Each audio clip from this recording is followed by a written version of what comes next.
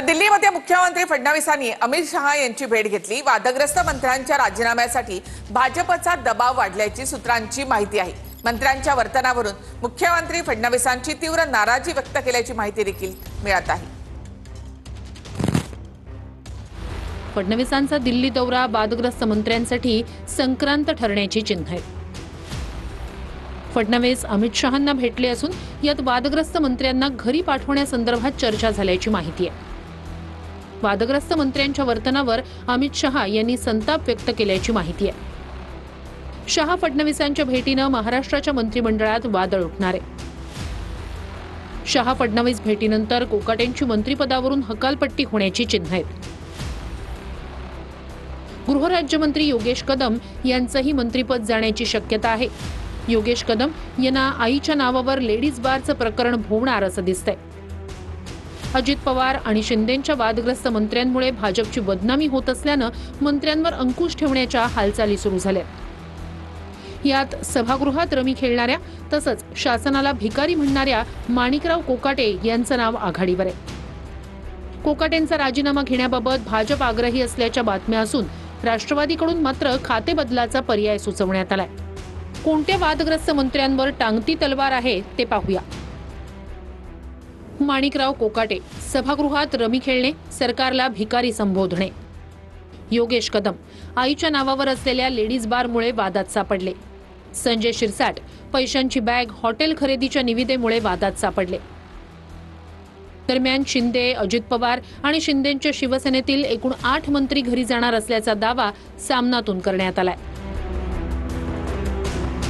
सामनाच्या दाव्यानुसार संजय शिरसाट, योगेश कदम, माणिकराव कोकाटे, दादा भुसे, नितेश राणे, जयकुमार गोरे आणि गिरीश महाजन या मंत्र्यांना वगळलं जाणार असल्याचं म्हटलंय।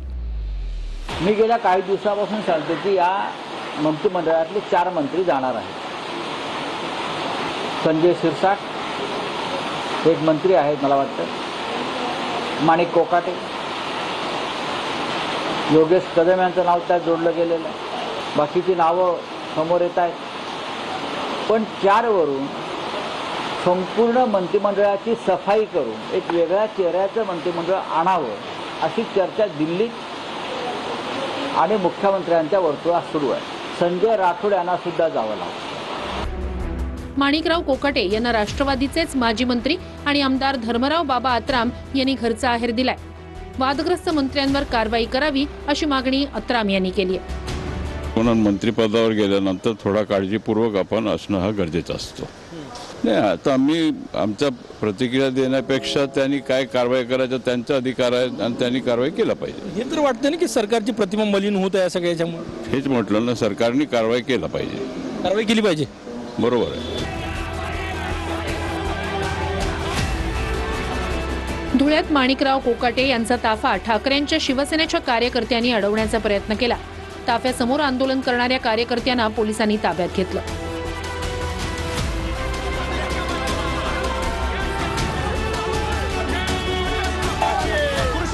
धुळ्यात माणिकराव कोकाटे मुक्कामी असलेल्या हॉटेल बाहेरही शरद पवारांच्या राष्ट्रवादीनं आंदोलन केलं।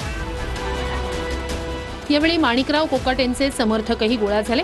दोन्ही बाजूंच्या कार्यकर्त्यांनी एकमेकांसमोर जोरदार घोषणाबाजी केली।